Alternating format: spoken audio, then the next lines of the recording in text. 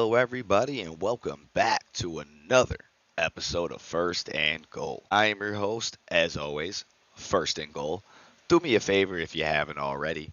Follow me on X/Twitter at First and Goal underscore FNG. That's FIRSTANGOAL underscore FNG. Also, now available on YouTube and other platforms where you get all your podcast needs. Now, let's get into the show.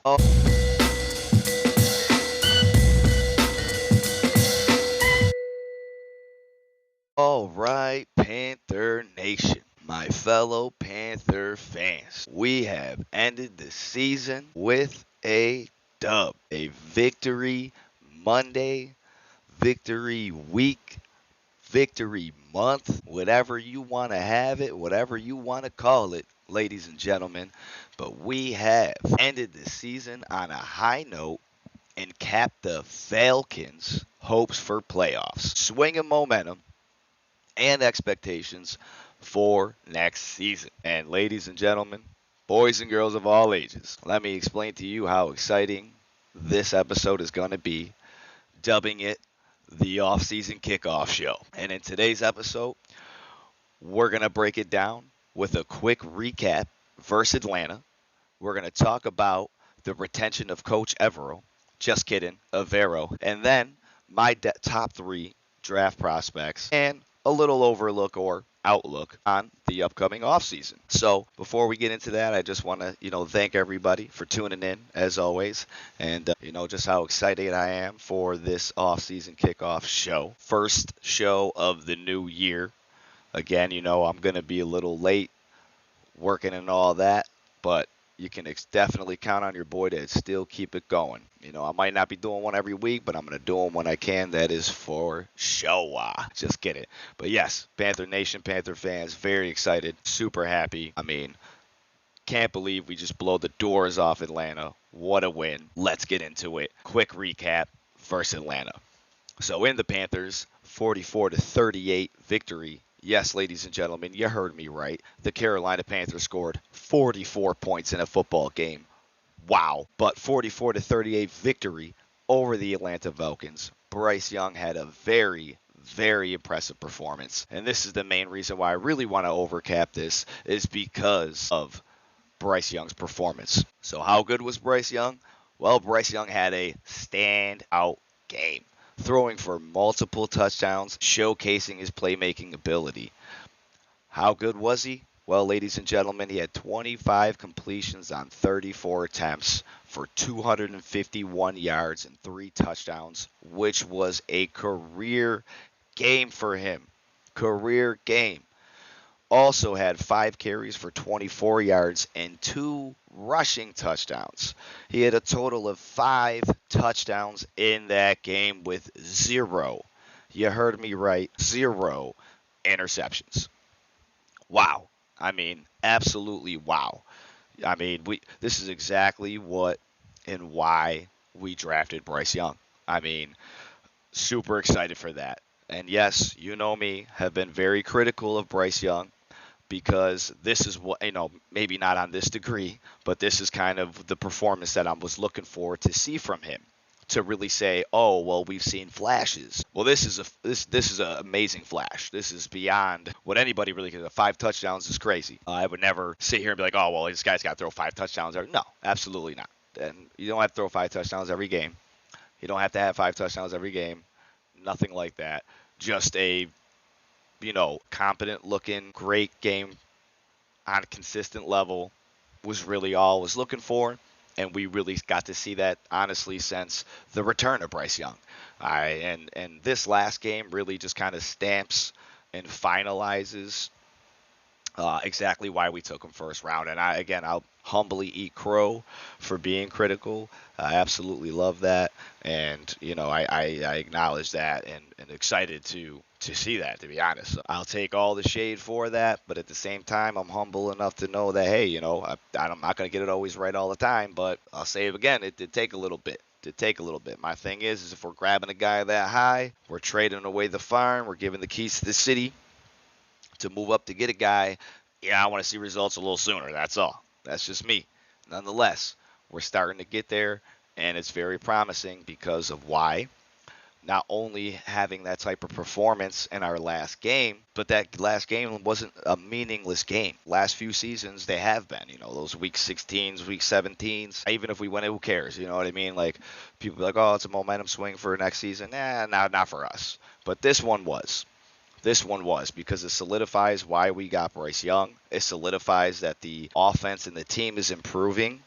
We finished with 5 wins. That's almost triple what we won last year. And you can see spirits are high. You can see the culture's changing in the locker room. I mean, it's really, really seeing it. Kudos to Bryce. Kudos to Dave Canales, Dan Morgan. I mean, we are really, really transitioning this franchise and the culture, and it's extremely exciting. And if you can't see that, well, that's why you're listening to the pod, because I'm going to tell you.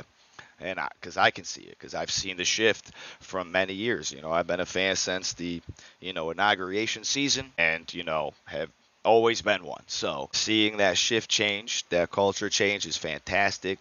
That's why I was excited for Dan Morgan to be our general manager, being a guy from, the old school gridiron days, when, boys were really playing football. He knows what it takes. He knows what we need. And again, we're seeing that. We're seeing the guys buy in. We're seeing the results. And with the division victory and the end of the season here, with, mind you, the Falcons had playoff hopes on the line. So they came to play. They weren't just like, it doesn't matter. No, they came to play. And we dropped 44 on them. We almost dropped a 50 burger on them. Granted, they put 38 points on us, and we're going to talk about the defense and all of that. But at the end of the day, we have to give credit where credit's due. Bryce Young, outstanding. And again, that really helps us moving into the offseason. Why does that really help us? It really helps us because now we have our answer at quarterback. For most, we already had it. For some that were still a little skeptical, I don't know if you're not seeing it, but, for a guy who was critical, I no longer am, because I've seen, he showed me what I needed to see. He showed me the clutch ability in Tampa. He showed me, the resilience in other games, taking shots, delivering beautiful passes, and then, again, with a big game on the line, trying to cap out the Falcons, he comes through, puts up 5 touchdowns. Wow. So we got our guy. So now we can move into this offseason with a clear direction, right? We have a clear direction on where we need to go, and that's going to be defense. Defense is going to be the focus here because the defense has not been good. So the defense is going to be the focus and continue to be the focus. And, we'll see what we do from there. Like I said, I got a few prospects, stuff like that I want to talk about. Because, again, show breakdown, as I said, is going to be a recap of the game. We're going to talk about the retention of Coach Evero, and then we're going to talk about some draft prospects. But I have a few guys in mind that could help us. Yeah, the focus has got to be defense. But kudos to the offense. We're finally putting points up. We finally look like a competent team. The scheme looks good. I mean, the play calling is getting better. I mean, we're coming around. We are on the rise. We are on the rise. I don't care what anybody says. We are on the rise. We are on the rise. But anyways, moving on, Bryce Young's ability to contribute through the air and through the ground was just incredible. And again, shows his ability to be a dual threat quarterback, which we're very excited about. The overall offense, like I said, continues to look very good. And the reason why I'm bringing this up is because it was inconsistent earlier in the season. Very inconsistent earlier in the season. Very inconsistent. And now we are seeing signs of significant improvement. Right? Significant improvement. We haven't dropped 44 points. Like I said, I couldn't even tell you since. Cam Newton time. We almost, I think maybe we came close with 38 when we played Seattle that one season, but that was it, bro. Like, we haven't done anything like that. So, super exciting. And that's, we got to give him honorable mention to the offense looking that good. But, even with all that said, despite the win, despite the offensive prowess, defense still struggles. Right, and the Panthers' defense continues to be a concern. They allowed 38 points, which is a concern. But not only did they allow 38 points, but we also have set an NFL record now for giving up the most points in NFL history. So, that's, like I said, a very, very big factor of why we weren't as successful. We'll talk a little bit about why, and what played into that. But overall, that's something we got to look at. But let's just, a little bit of the highlights here. Like I said, that performance for Bryce Young was a career game for him. 5 touchdowns total, 3 in the air, 2 with his legs. Career performance for, Bryce Young, at least NFL wise. And again, we were able to have a very balanced attack. So integrating scheme here is, important because, again, moving into the offseason, we have a creative scheme. We have a very beautiful scheme that Coach Canales has dialed up, and I am very excited for it. Bryce looks phenomenal in the scheme. We can get some guys to help us, too, this offseason. Now that we're kind of on the rise, players are going to want to come here, right? Players are going to want to come here now. They didn't want to come here before, but they're going to want to come here now. With Bryce Young looking better, with all these factors happening, you can bet your bottom dollar we're going to get some guys. Now we're not going to get, Justin Jefferson caliber guys, but we're going to get some guys. There's the tweet out there from, I believe it was Bland. He was saying how good Bryce Young was, excuse me, or how good he is that we didn't think he was. And as Garrett Wilson responded to the tweet, like, yeah, he is. And one viral, everybody was talking about it. I think Garrett Wilson would obviously be a tremendous fit for us in exactly that WR1 that we need, a younger, proven guy that can really help coach up these younger guys, but also be pretty young himself, day one impact guys. Wouldn't be mad about that. But again, obviously the focus really is the defense. The defense has just been struggling all season and mightily due to a lot of different reasons that we'll talk about in a second. But, it's just exciting to see, just how well this offense looks and how good this scheme is. Dave Canales is doing a great job with this scheme and has really opened up Bryce Young's potential and playmaking ability. So it's very exciting. And then we had that overtime, drive. It was great. Bryce Young led it, 10-play, 70-yard drive right down to score, win a game. That's my point. For me, that's the biggest thing. I don't care what the quarterback is. For me, what separates, the good from great or great from good, however you want to say it, is the ability to win in the fourth quarter. I say it all the time. I get stuff for it, but I don't care. The clutch quarterback is the best quarterback. I don't, because I say it all the time. You're not going to be winning the game by 40, 30, 20, 10, 5. It's just not always going to be that way. Right? Sometimes teams score on you last second, and you have to do something. You have to answer offensively, and you have to answer with a touchdown. So the guys that can drive down the field, orchestrate a great, methodical drive and score and win with 10, 5, it's the Kobe's. We want to relay, Bryce Young as a point guard. Well, why was Kobe so great? Because he made almost every buzzer shot. I mean, come on. The dude was so clutch, right? That's why he was the GOAT. That's why he's so great. I mean, amongst other things. But the key factor of his GOATness was when that buzzer, that clock was 3, 2, 1, and it's in the air at 1. Best believe we all know he's making that, right? Kobe, right? That's why when you shoot the shot, you yell Kobe because you know it's going in, right? That clutch ability. That's what goats you. So driving down the field, game's on the line, you're down by 4, you need to score a touchdown. Doesn't matter. I don't care the situation. I don't care defense. I don't care none of that. None of that matters, right? Because right here, right now, this wins you the game. So you have to have that clutch gene, and my man has that clutch gene. And that's good enough for me. That for me, you're going to be great in this league because, again, if you look at these playoff games, if you look at these Super Bowls, these games are close. These games are close. Maybe not in recent years, but most of these football, these meaningful games in January and February, they are no blowouts by any means. You rarely see, a 44-10 game, in the playoffs or in the Super Bowl. Very rarely, you know what I mean? Very rarely. Kudos to Dave Canales. Again, kudos to the entire organization for really 360 in this, 180 in this, organization, almost in one season. I mean, we went from really being a joke to on the rise, literally in one season, and that's directly due to Dan Morgan.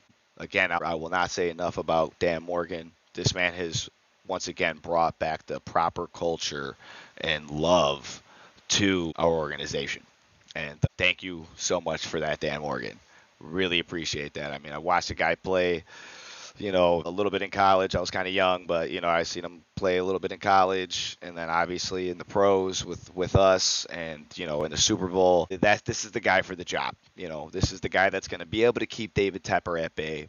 That's why David Tepper hasn't been meddling, because I'm sure he's not going to want to, try to challenge Dan Morgan. You know what I mean? And that's basically why he hired him, because he even knew that if Dan Morgan was the guy, that he wasn't going to mess with him, right? He was just going to, I'll just let Dan do his thing. I don't want the crazy eyes, So I'm just going to stay in my office, and when Dan needs something, he'll let me know. You know what I mean? I feel like that's a good move, and it's working. And it's working, so that's extremely exciting. So, again, Bryce Young, ability to be able to drive down the field in overtime, win the game, excellent, excellent. Walk off, 1 yard, run from Miles Sanders. So, and again, the rogue of the running back room, Miles Sanders, good to see him out there kind of making plays. Not sure what we're going to do with him. I know he's got some dead cap money, yada, yada, yada. So we'll see what we do with him. But we got to do something with him, that's for sure. I don't even know. We got so many running backs. I see people already trying to draft running backs. I'm like, golly, bro, how many running backs do we need? We literally have 1,000-yard rusher, Blackshear and Miles Sanders. Literally, I would feel good with those three guys. You only need three guys. And then a couple of guys on your, practice squad in case somebody gets hurt. How many running backs do you want? Honestly, the one running back we need, depending on what's going on with JB, personally, I've always said this, is we need a power back. We need that short yard, guy that we can send in there, and these 3rd and 1s instead of Chuba. Let somebody else get these, short yard, distance, goal line attempts. Why are we letting Chuba do it? JB's good for it because he's kind of a bigger guy. He can definitely get low and hurt somebody. Get a true power back. Get somebody that's just, just a menace, a real power back, and then let's get some goal line packages, let's get some I formation, and let's start power running. But we're more of a zone scheme now, especially with Canales. That's what we're going to be. It's fine, but I would still like us to still have some elements of power running there. Nothing wrong with that, especially again in these short yard situations. That's where I really feel like we struggle the most. Instead of seeing like a mesh, I would rather see, because that's me, I'm old school smash mouth. I would rather see just a nice draw up the middle than a mesh on 3rd and 1. That's just me. But anyways, kudos to the team, kudos to the organization. We're looking fantastic. Now on to the defensive struggles, as I've already talked about. We let up 38 points in that game, and on top of that, we set a new historical record of 534 points on the season, basically meaning that we were the worst defense of all time, allowing the most points ever. So, why would we retain our coach, our defensive coordinator? People would ask, if you had the NFL's worst defense, points related, why would you want to keep your defensive coordinator? That's silly. Well, there are some factors that go into that. So one of them would be, the fact of we had injuries, right? And I know that's the first, people are going to immediately roll their eyes when I say injuries, but we have to be honest here. Okay, injuries impacted the defense, right? And we faced significant injuries to key defensive players, not just to any guys. It's not like, our Nick Thurmans and LeBron Rays were hurt. No. Pro Bowl defensive tackle, right?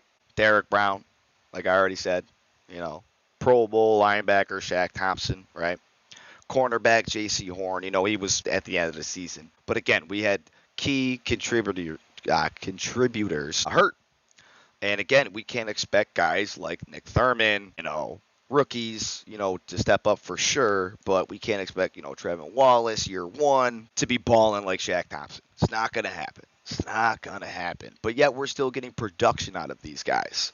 And like I seen a nice tidbit on the fact of we had over 60 plus games missed from all injuries. If you counted all the injuries of the players, of the games they missed, and you added them all up, we had over 60 plus games missed. You're not going to you're not going to be successful that way. You're not going to find success. You're not going to see success that way when you have that many games missed from total players hurt, right? It's just not going to happen. So again, facing significant injuries to key defensive players is exactly why our defense sucked.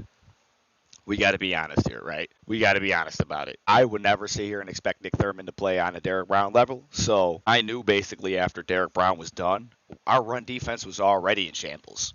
With Derek Brown healthy, take him out of the equation. We're in trouble, ladies and gentlemen. We are in trouble. And trust me, teams knew that. And they utilized it. And they ran the ball all over us. And they did everything they can. But either way, there was a lot of different things. But the biggest thing was the injury impact. And that's always going to hurt you.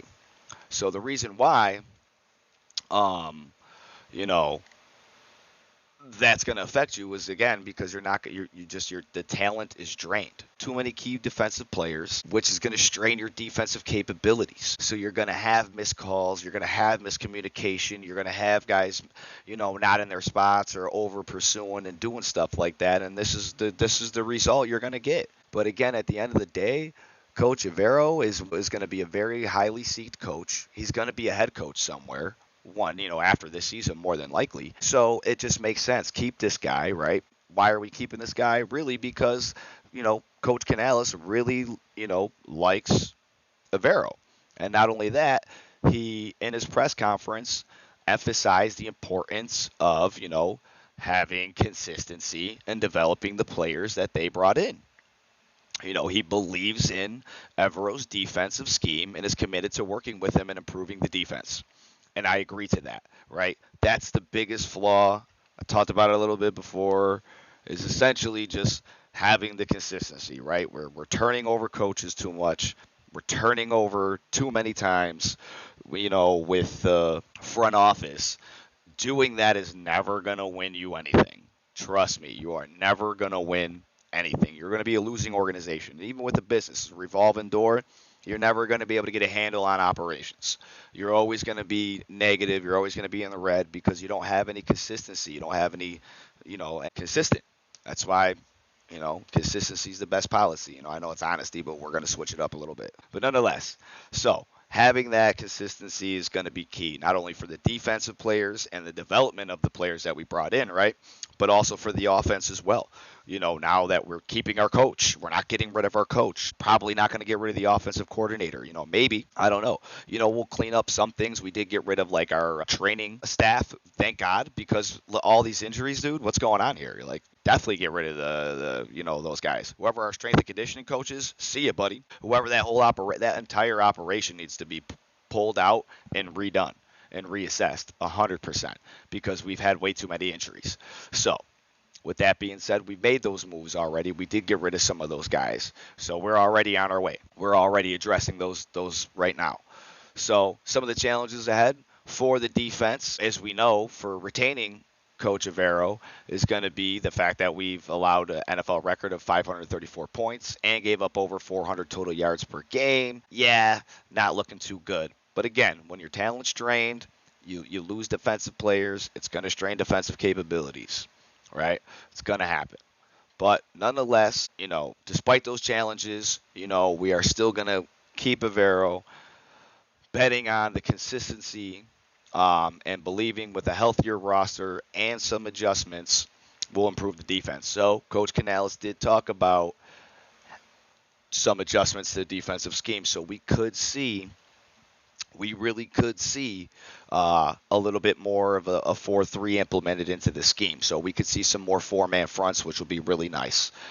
Very helpful for us, especially in our division, man. We need more four-man fronts. And that will happen for sure because Coach Canales did talk about just that he was essentially, he mentioned in his press conference basically that he will be critical and evaluate the defensive scheme and make necessary adjustments. So i.e. we'll see a little more 4-3. We'll be a base, for still, but we're going to be like that 3-4 hybrid. We'll switch up to some 4-3 fronts. We'll switch up maybe to some 5-2 fronts. Who knows? You know what I mean? But we're gonna be moving around a little bit. We're gonna see some changes there, which will be nice. And then, the main reason I would assume that we are gonna keep Evero is because he had success in the first year with the Panthers.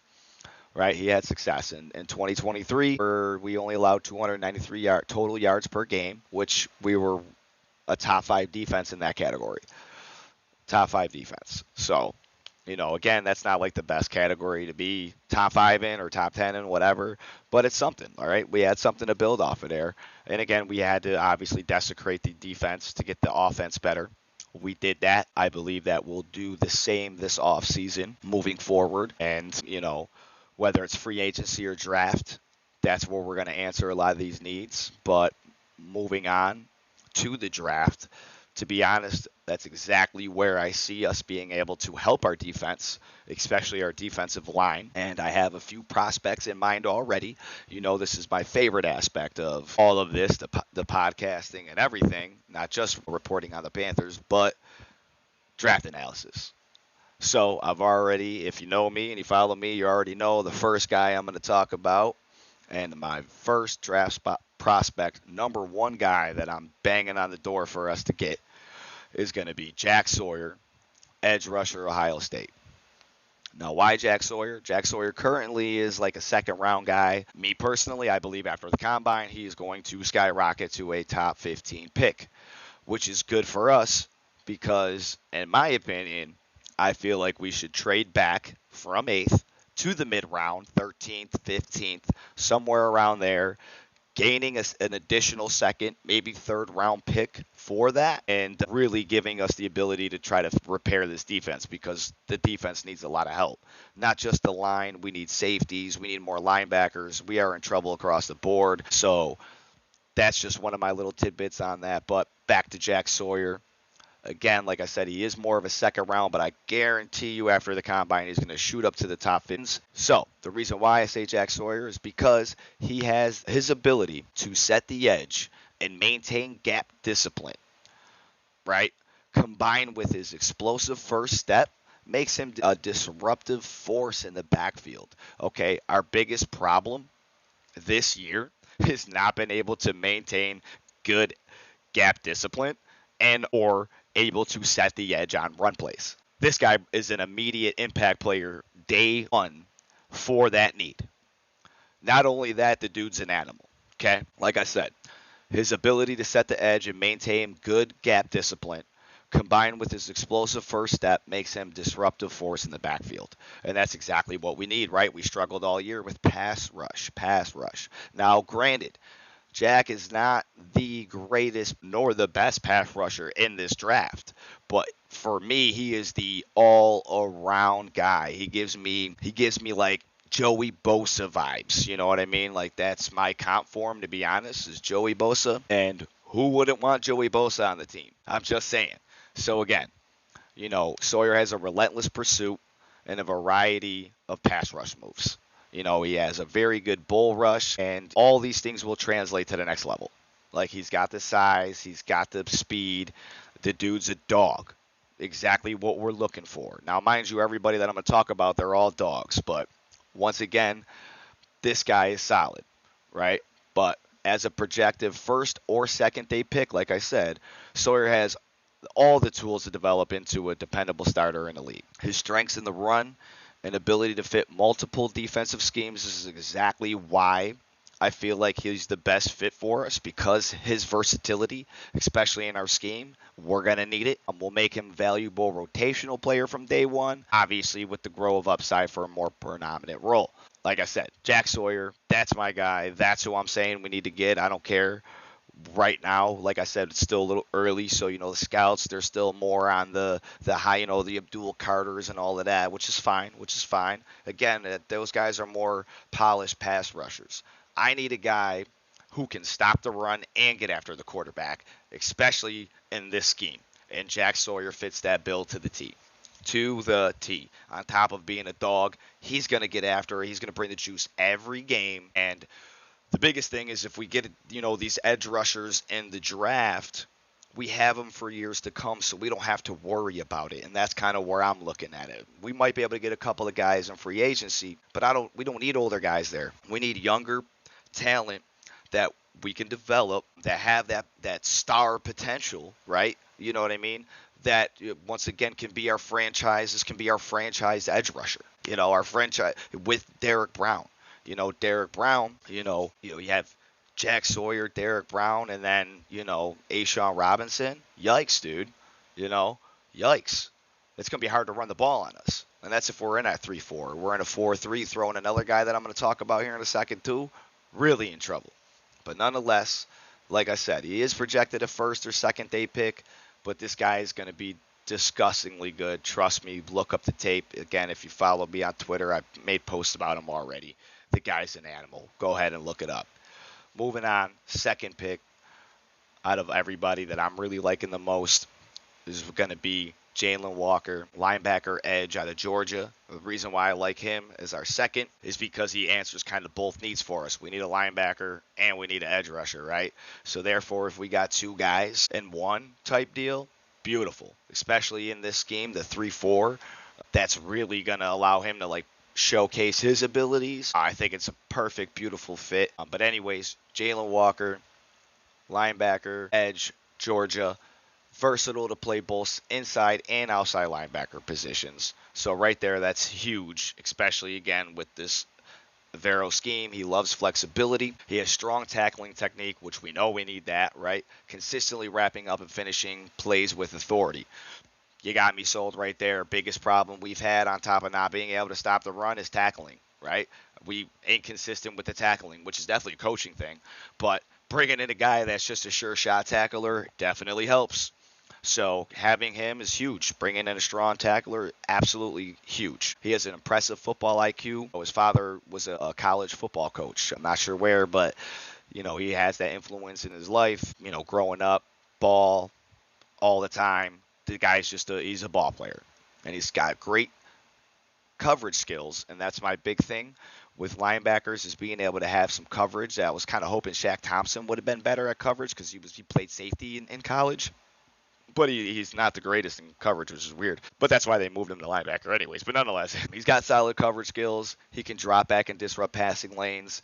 I really like this guy. If we don't go Jack Sawyer, I'm 1,000% okay going Jalen Walker for those reasons that I just said. And he could thrive in a 3-4 system, right? Thrive in a 3-4 system that allows him to alternate between inside and outside roles, similar to the way they used him in Georgia. His athleticism and motor also makes him an ideal candidate for special team and, where he can refine his skills. So, I feel like Jalen Walker would be a home run for us. Like I said, multi-personable guy. We can put him, linebacker. We can, put him on the edge in the nickel. It's a good deal. Or even still, we can put him as a sub linebacker, right? Have him in coverage. So we can really utilize this guy's skill sets. Jalen Walker, another dog, another animal.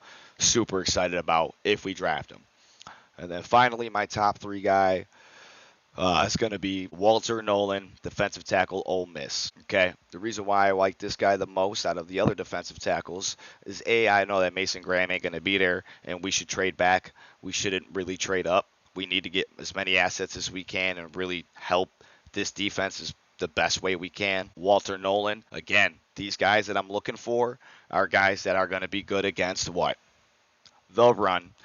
Worst run defense ever. We need guys that can stop the run. And guess what Walter Nolan is? He is a day one impact defender against the run with untapped potential as a pass rusher, right? His combination of first step explosion and raw power will translate immediately. Disrupting blocking schemes and collapsing pockets from the interior. That's exactly what we need. This guy is a true menace. However, his profile is, he's best as a penetrating 3 technique and a 4-man front. So hopefully, again, if we do get this guy, he's better with a 4-man front. And Coach Canales did talk about adjusting the scheme. I can see some things happening here with this. So Walter Nolan, again, this guy is a day one impact against the run. I don't even need to break down anything else. He's going to be an immediate impact player on that defensive line. He's a true defensive tackle. I don't want to say nose guard because he's better in a 4-man front versus a three-man front.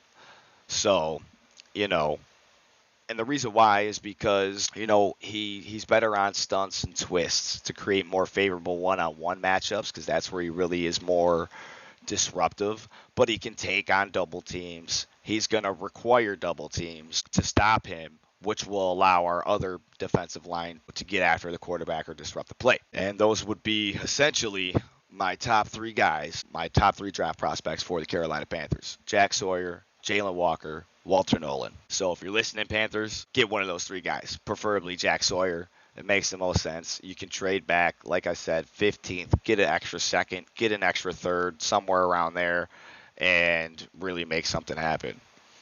And then moving on to the offseason, according to overthecap.com, we have roughly $22 million available in the 2025 season, and $23.5 million according to Spot Track or Spot Track, or whatever you want to say it. .com. So we're right around somewhere $23.5 million moving into the 2025 season. We do have 25 plus players contracts up, and some notable guys are going to be Tommy Tremble, Brady Christensen, Shaq Thompson, Mike Jackson, Johnny Hecker, Xavier Woods, Jordan Fuller. The reason why I bring in Johnny Hecker into this is because we 100% need to get a new kicker and a new punter, and I would really like to see that be a thing this offseason. Out of some of those notable guys that I said, I would like to see us possibly re-sign Mike Jackson, definitely Tommy Tremble, and it wouldn't hurt to bring back Brady Christensen, having that depth in there on that offensive line that's already really good. Those would be the main guys that I would bring back. As much as I love Shaq Thompson, I've already keyed in a guy that we should get, like I said, Jalen Walker. We need to really start getting younger, in that linebacker core and getting guys that could be the next Shaq Thompson, right? We need to start getting those kind of guys.